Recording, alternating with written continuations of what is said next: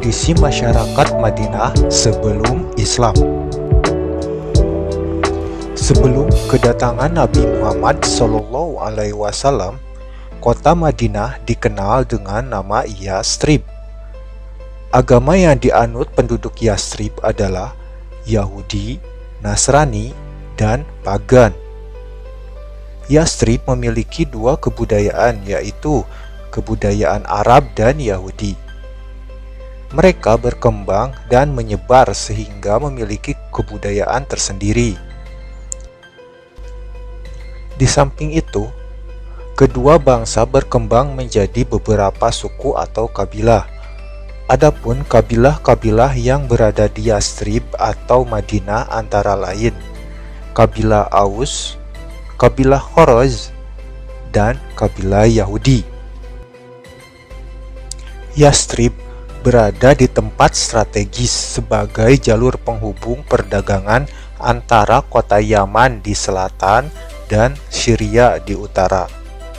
Yathrib termasuk daerah subur di sekitar Kawan Tandus. Yathrib merupakan kota yang makmur dan subur dengan pertaniannya.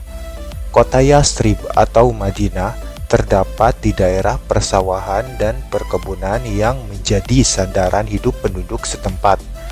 Penghasilan terbesarnya adalah kurma dan anggur. Hijrah Nabi Muhammad SAW ke Madinah. Hampir semua umat Islam saat itu meninggalkan kota Mekah dan berhijrah ke Yathrib. Hanya Abu Bakar dan Ali bin Abi Thalib tetap di Mekah bersama Nabi. Karena ketakutan kaum kafir Quraisy setelah Nabi hijrah ke Madinah menyiapkan kubu dan akan memerangi mereka, maka mereka merencanakan untuk membunuh Nabi SAW.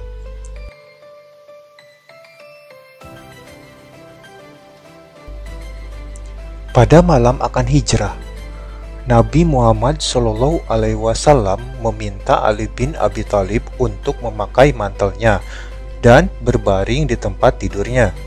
Kemudian, diam-diam Nabi dan Abu Bakar berhijrah ke Yathrib.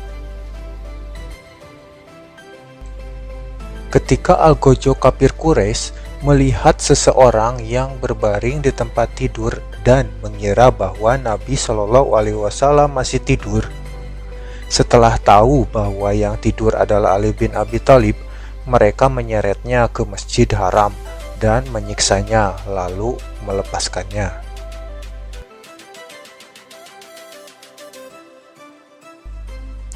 Sementara Nabi dan Abu Bakar pergi ke arah selatan, arah yang berlawanan para sahabat yang berhijrah ke Yathrib. Kemudian bermalam di Gua Sur sampai situasi aman. Ketika itu, kaum kafir Quraisy mengadakan sayembara dengan hadiah 100 ekor unta bagi orang yang dapat menyerahkan Nabi Muhammad SAW. Berita tersebut sampai ke Suraqah bin Malik. Karena tempat tinggalnya searah dengan Nabi berhijrah, dia pun bergegas untuk mengejar Nabi. Dia mengalihkan orang-orang yang mencari Nabi ke arah lain dengan niat dia mau memperoleh unta-unta tersebut seorang diri. Dia mengejar Nabi dengan kuda terbaiknya. Ketika Nabi berada di hadapannya, tiba-tiba kudanya terjerembab sampai 3 kali. Tepat di hadapannya, dia hendak memanah Nabi, namun tubuhnya tiba-tiba kaku.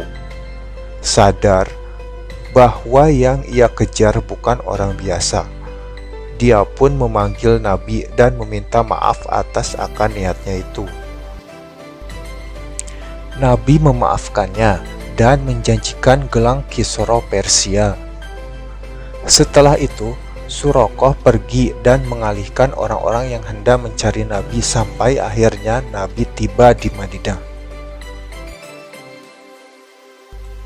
Langkah-langkah dakwah Nabi Muhammad SAW di Madinah. Prioritas pertama yang dilakukan Nabi Muhammad setibanya di Madinah adalah membangun masjid. Langkah konkret yang dilakukan Nabi Muhammad SAW adalah mempersaudarakan kaum muslimin yang berasal dari Mekah, kaum muhajirin, dengan kaum muslimin Madinah, kaum Ansor. Langkah selanjutnya yang dilakukan Nabi Muhammad adalah bermusyawarah dengan para sahabat baik muhajirin maupun ansor. Musyawarah itu untuk merumuskan pokok-pokok pemikiran yang akan dijadikan undang-undang. Rancangan ini memuat aturan yang berkenaan dengan orang-orang muhajirin, ansor, dan masyarakat Yahudi yang bersedia hidup berdampingan secara damai dengan umat Islam. Undang-undang tersebut dikenal dengan Piagam Madinah atau Mitsaq al-Madinah.